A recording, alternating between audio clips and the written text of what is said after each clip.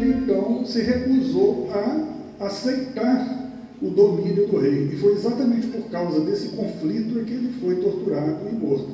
Mas não resta dúvida que, de fato, ele morreu e foi julgado sobre o rio Moldau, né, que é o rio que corta a cidade de Praga, e depois ele foi enterrado, até que ele foi levado, posteriormente, para um túmulo de prata que fica dentro da Catedral de Praga.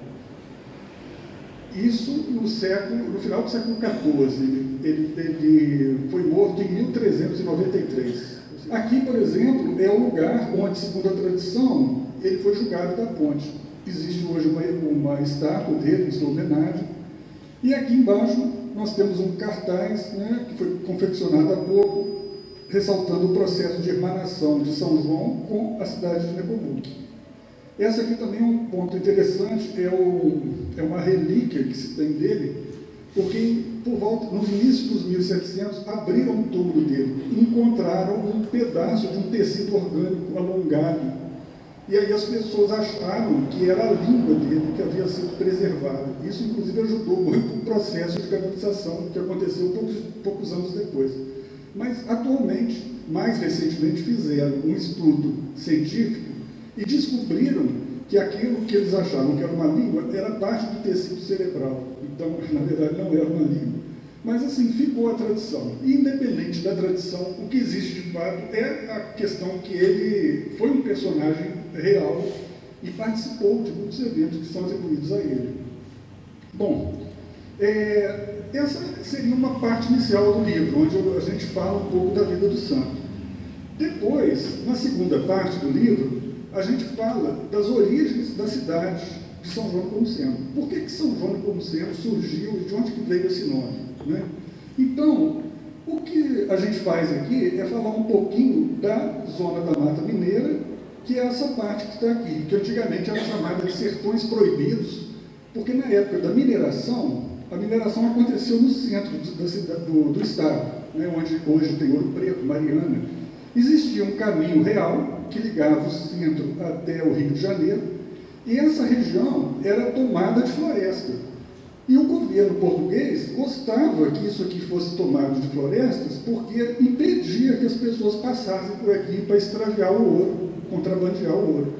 Então, ela foi uma região que foi mantida muito tempo inacessível. Até que depois, quando o ouro acabou, começou a haver uma pressão de colonizadores para poder virem para essa região e começar a plantar. E poucas décadas depois começaria o ciclo do café aqui nessa região. Mas quem morava aqui eram os índios, como, por exemplo, esses aqui eram chamados índios coroados. Eles têm esse nome porque eles cortavam o cabelo de uma maneira que parecia uma coroa. Alguns dizem, inclusive, que eles mudaram o corte de cabelo. Eles moravam antes no litoral do Rio, usavam cabelo comprido. Quando chegaram na mata, o cabelo agarrava no mato, e aí eles tiveram que cortar o cabelo curto, e aí viraram os índios croados, que alguns chamam de índios croatos. Esses índios, e mais outros, como os puris, eram os índios que habitavam a região aqui da Zona da Mata. Aí, em 1767, houve um fato muito importante. O padre Manuel de Jesus Maria fundou a cidade atual de Rio Pomba. Ele fundou a cidade aqui dá para ver o Rio Pomba passando aqui. Esse aqui é o lugar onde hoje está a cidade e a igreja de Rio Pomba.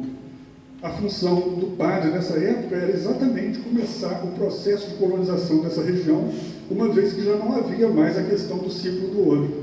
O ciclo do ouro já estava em decadência. Então, a ideia seria agora abrir uma fronteira agrícola, né, nessa região. E aí, a gente chega na questão da fundação de São João. E aí um ponto que é interessante é a famosa lenda dos cavaleiros, né? Que alguns falam que são 4, outros falam que são 3, outros falam que são 2, mas assim, uma das lendas, uma das versões, diz que havia 3 cavaleiros. O nome de um era Dutra, provavelmente o Antônio Dutra Nicásio, que é pai do coronel José Dutra. O outro era o guarda-mor Furtado de Mendonça, o guarda-mor José Antônio de Mendonça, e o outro era o Manuel Rodrigues de Nazaré. Bom, um ponto que é curioso é o seguinte: isso aqui é um mapa da nossa região que foi feito em 1847. Olha só, isso aqui é São João. Isso aqui é a área urbana de São João. Você vê o seguinte: aqui está a fazenda dos Dutra, que é mais ou menos onde é hoje a Oswaldina. Esse aqui é o Ribeirão dos Henriques, que vai desaguar no Rio Novo. O Nazaré está aqui, como se fosse na estrada que vai para Descoberto. E o Guarda-Mor está aqui, perto de Roça Grande. E aí a gente percebe um triângulo. E a cidade de São João está no meio. Então, tem gente que fala que a lenda dos cavaleiros não existe, que não tem nenhuma fundamentação. Tudo bem, não tem uma prova cabal, mas é vamos dizer assim, uma coincidência, né? Estranha o fato de que São João está exatamente no meio do triângulo formado por essas propriedades. Mas, além disso, tem mais uma curiosidade. A gente falou do Dutra, do Guarda-Mor Furtado e do Nazaré. O Nazaré era neto da família Bittencourt. E aí entra em cena uma outra coisa. Vocês estão vendo aqui um mapa. Aqui está o Brasil, aqui está a Europa, América do Norte. E aqui no meio do Oceano Atlântico tem um arquipélago, várias ilhas, que pertencem a Portugal. São os Açores. E todas as três famílias, os Dutra, os Furtado de Mendonça e os Bittencourt, saíram daqui. Então, assim, um ponto que a gente coloca no livro é: talvez essas pessoas que fundaram São João, eles eram de famílias que já se conheciam muito antes de São João existir. Provavelmente se conheciam, talvez até antes do Brasil ser descoberto, porque os Açores foram colonizados no século XIV, ou seja, antes do Cabral chegar aqui no Brasil. Então, essas são algumas ideias que a gente coloca. Outros considerados como fundadores de São João: o Domingos Henriques de Gusmão e a sua esposa, Ana Clara Mendes, e o Domingos Ferreira Marques e a sua esposa, Feliciana Francisca, de São José. Então, nesse livro, a gente aborda um pouco essas famílias, fala um pouco de onde elas vieram. Outro ponto aqui curioso que a gente coloca, aqui, não sei se está dando para ver direito, mas você tem aqui, essa aqui é a vila do Pomba, e aqui você tem o rio Pomba. As capelas mais antigas estão na margem esquerda do rio, porque o rio Pomba, ele corre daqui para cá. Então, à esquerda, quem está descendo o rio, seria isso aqui, né? Todas as capelas antigas, fundadas pelo padre Jesus Maria, estão na margem esquerda, surgiram no final dos 1700. Já essas aqui, que estão na margem direita, surgiram no século XIX, nos 1800. E aí você tem São João, Rio Novo e Astolfo Dutra, que era o antigo Santo Antônio do Porto. Então a gente percebe que, na verdade, a criação de São João não foi também por acaso, ela foi um processo, né, que durou décadas, onde primeiro eles chegaram aqui, começaram a conquistar essa parte e depois desceram para cá e foram descendo até chegar na fronteira com o Rio de Janeiro. Aqui também é um ponto que eu coloco no livro, que eu acho interessante. Revirando os papéis lá do Arquivo Público Mineiro, eu achei uma coisa interessante. Havia 5 pedidos de sesmaria no mesmo dia. Entendeu? Então você vê que as sesmarias pegavam exatamente uma parte muito próxima de São João. Esse é o mapa, aquele aqui, maior em relação àquele do triângulo, onde a gente coloca aqui vários números. Por exemplo, a Cachoeira da Fumaça, a Vargem Grande, são regiões que eram conhecidas com esses nomes desde os 1800. Então, isso também a gente coloca um pouco no livro. Aqui a igreja nossa, né, que é o nosso, vamos dizer assim, o marco zero. Esse aqui era um padre, Marcos, que era padre aqui em São João no início dos 1900. Essa é a carta de doação, inclusive fotografada aqui pelo Eduardo. É uma carta de doação do Guarda-Mor. Essa carta foi datada de 27 de novembro de 1815, que é a data que a gente considera como a fundação de São João de Nepomuceno, porque foi a data em que o patrimônio, ou seja, o terreno foi doado. A partir dessa capela começou a aparecer a cidade, a se construir a cidade. Foi exatamente por isso que em 2015 a gente comemorou os 200 anos de fundação de São João. A Rua do Sarmento é como se fosse uma bússola, porque ela aponta do leste para o oeste. A Rua Duque de Caxias também, só que é norte e sul. Depois a Barão de São João, leste e oeste. O único ponto ou lado que está irregular é esse lado que pega a Praça do Coronel José Braz. Então, aqui era esse lugar aqui, onde é a Praça do Coronel José Braz, antigamente tinha a Igreja do Rosário, que não ficava no lugar onde hoje ela fica, ficava ali mais ou menos quase em frente à Força e Luz, a Igreja do Rosário, perto, em frente ao Trombeteiro. A frente da Igreja do Rosário dava mais ou menos para a porta do Trombeteiro. E ela foi demolida no final da década de 1920, e depois construíram uma outra lá naquela parte mais alta, onde depois seria construído o hospital. Essa parte aqui era o bairro negro de São João, como a gente fala, porque as classes mais abastadas ficavam nas ruas aqui, ou então no alto da Matriz.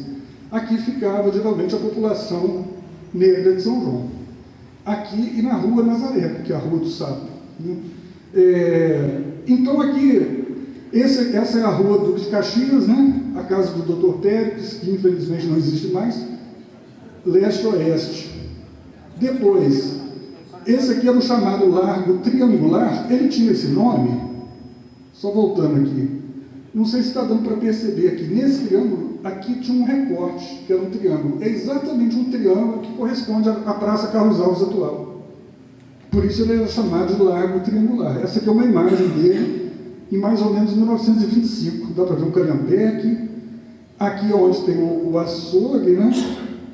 Que era a antiga, uma venda a Rua do Totó, né? Essa aqui. Aqui os trilhos do trem, aqui a igreja lá em cima. Aqui já é a Rua Duque de Caxias, norte e sul. Essa aqui é a parte alta dela, lá é a parte baixa, que chega na Praça Carlos Alves. Aqui é a Barão de São João. E aqui a nossa Praça do Coronel, na década de 40, só que no século XIX não existia jardim, não existia grupo, não existia trombeteiro, né? Isso tudo que foi feito muito tempo depois. Mas aí, falando da questão de que isso aqui era antigamente a parte onde moravam os negros em São João, um ponto que a gente coloca no livro é exatamente a questão dos negros. Os negros em São João e os pardos, eles correspondiam a mais de 60% dos habitantes de São João. Os brancos, segundo um recenseamento de 1831, os brancos eram 38% da população de São João. E é um ponto interessante, porque muitas vezes quando a gente lê a história, só tem indivíduo branco, né? Tem o Nazaré, tem o Guarda-Mó, tem o Dutra, e não tem os negros, só que os negros eram a maioria. Inclusive com diferentes etnias, né? Alguns vindo de Angola, do Congo, e por aí vai. Aqui, por exemplo, um pequeno gráfico que tem também lá no livro. Olha só, isso aqui em 1831.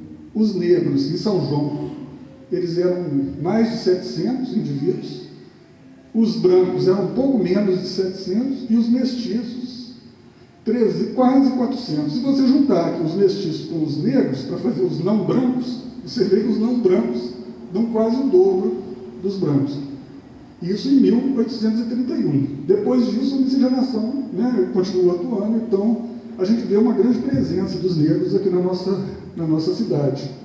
Eu falo um pouco também da questão da nomenclatura de alguns lugares de São João.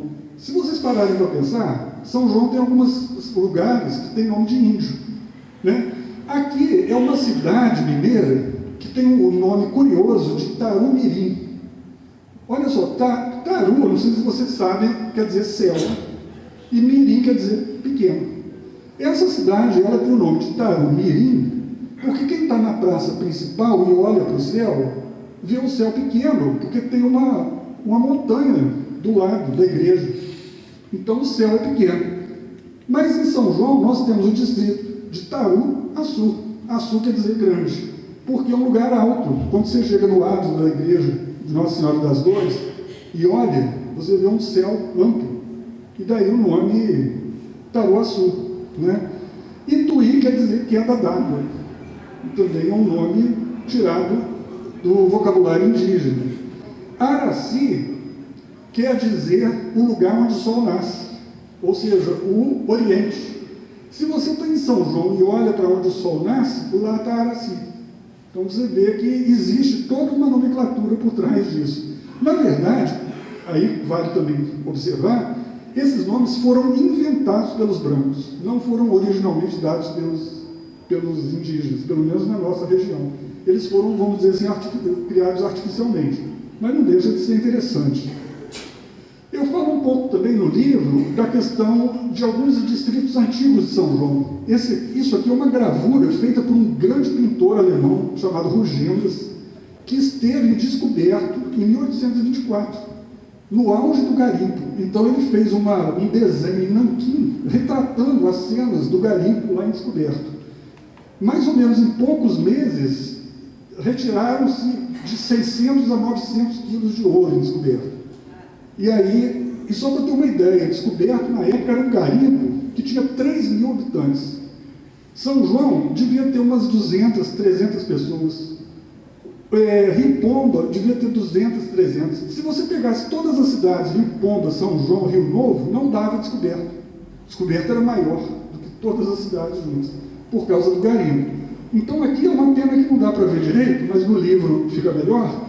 Você consegue ver lá, por exemplo, aqui o pessoal tirando a terra, e aí eles levavam para as águas, passavam numas canaletas, e aí depois chegavam com as batérias e iam tirando o ouro.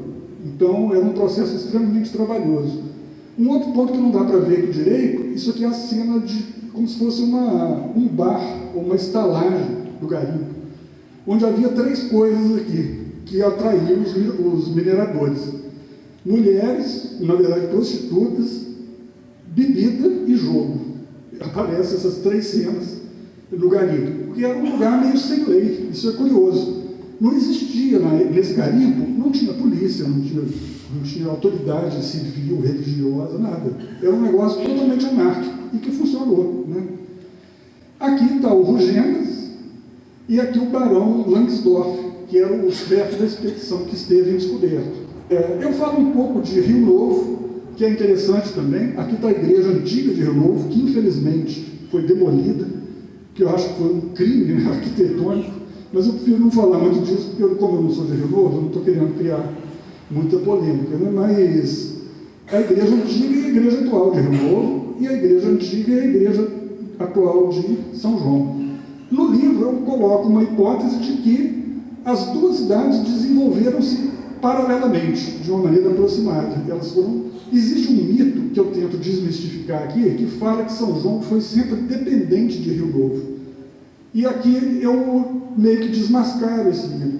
Tanto é que quando as pessoas falam, Rio Novo foi distrito, aliás, São João foi distrito de Rio Novo, mas antes disso, Rio Novo já havia sido distrito de São João. Então não havia essa hierarquia.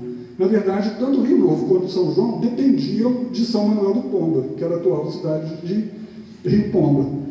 Aí eu faço uma ilustração aqui. Aqui é Nossa Senhora das Dores, padroeira de Rio Novo, e aqui é São João do Pomuceno. E aqui é o signo de Gêmeos. Então, é como se São João e Rio Novo fossem cidades gêmeas. Fala um pouco também de Taruaçu. E aqui tem um ponto interessante. Essa é a coroação de Dom Pedro I, no dia 1º de dezembro de 1822. Não sei se dá para ver aqui, mas tem um bispo aqui que coroa o Dom Pedro I. Esse bispo é esse bispo aqui, o Dom José Caetano da Silva Coutinho. E ele, uma vez, ele quase foi a Taruaçu, em 1825. Ele estava disputando Taru com esse bispo aqui, que era o bispo de Mariana, que era o Dom José da Santíssima Trindade. Porque Taruaçu, apesar de ser de Minas, era subordinada à Diocese do Rio de Janeiro. E isso durou quase até o final do século XIX.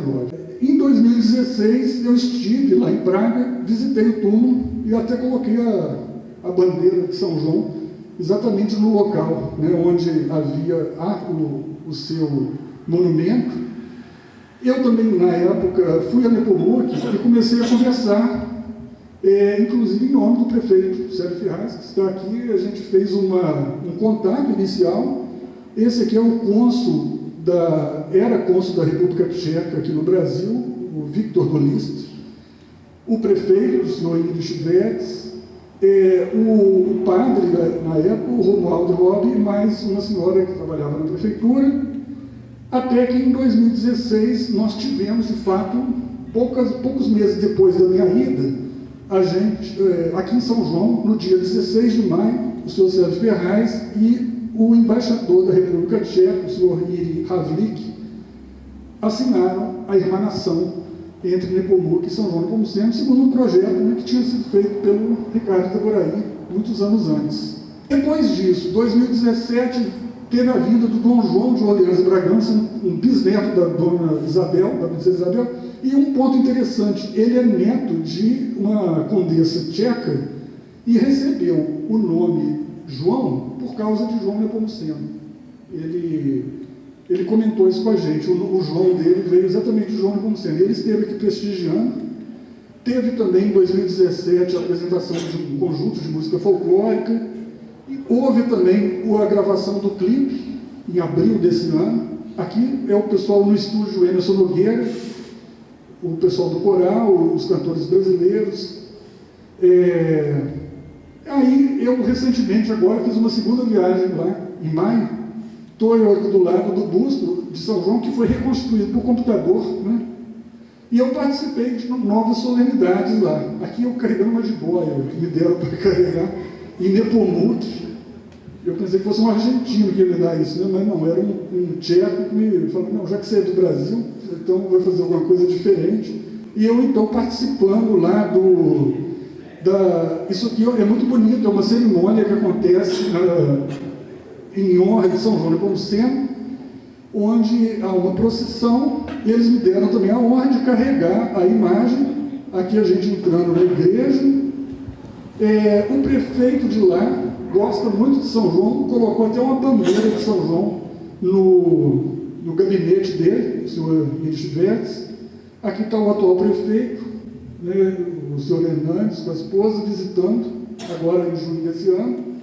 O pessoal de São João que visitou lá, em frente à Catedral de São Vito, em Praga, onde está enterrado São João, junto com o prefeito. O Ricardo Itaboraí e outros músicos, né, o filho dele, Cleverson, a Érica, junto com o Martin Vidra, fazendo um concerto, já como parte dessa interação de São João com Nepomuk.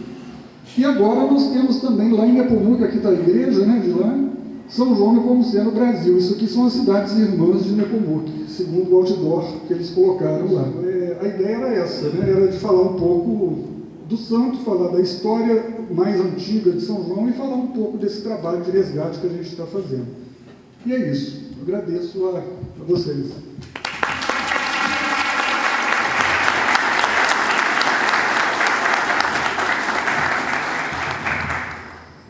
Antes de fazer a entrega aqui simbólica, né, ao Luiz, do Prêmio Anual do Patrimônio, eu queria dizer que esse livro que ele apresentou para a gente, esse livro vai estar disponível logo após o evento a ser doado, né, para as pessoas que têm interesse, né, e acredito que todos que estão aqui poderão receber o livro, levar. E nós fizemos a tiragem que também fosse capaz da gente entregar às instituições de ensino, às escolas, para que a partir disso pudesse ser feito um trabalho de conhecimento, de estudo sobre a história. E outra parte possivelmente ficará disponível aqui no museu também para doação. A ideia desse material é disponibilizar mesmo o conhecimento, né? Eu tenho dito essa semana que conhecendo a gente ama, né? Só ama aquilo que a gente conhece, para que as pessoas vão tomando conhecimento da história, conhecimento da importância da nossa cidade, e assim vão amando mais e cuidando mais do nosso patrimônio e da nossa cidade. Eu queria convidar o senhor prefeito municipal Hernandes para a gente fazer a entrega do prêmio, e esse prêmio, como eu disse, vai ser dividido em duas partes. Aqui nós vamos entregar essa placa e depois ele irá receber uma medalha na feira literária, lançando o livro oficialmente, numa solenidade mais solene do que essa informal. Aqui vamos dizer que a gente está numa área mais cultural e a outra mais solene, e lá ele recebe uma medalha do Prêmio Anual do Patrimônio.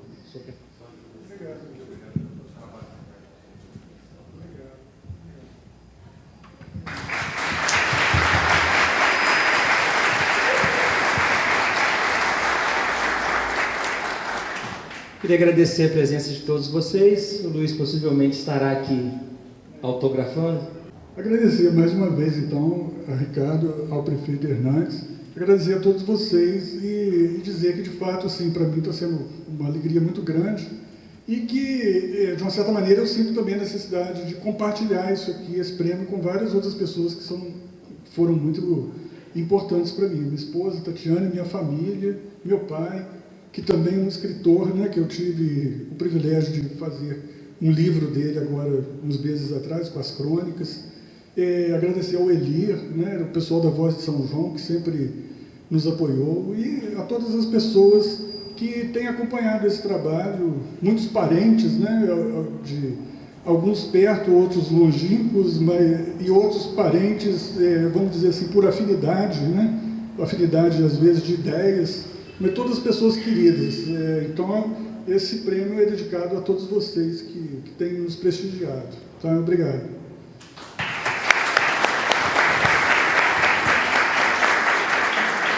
Mais uma vez, obrigado. Uma boa noite para todo mundo. Hoje, o nosso evento tem uma dobradinha com a feira noturna, que é patrimônio e culinária. E lá está tendo um feijão tropeiro, um torresmo de barriga com mandioca, que é próprio da nossa cultura, da nossa culinária também, com alguns produtos que já vocês são convidados também para a gente passar por lá e prestigiar a nossa feira do produtor, a feira noturna. Obrigado, boa noite a todos.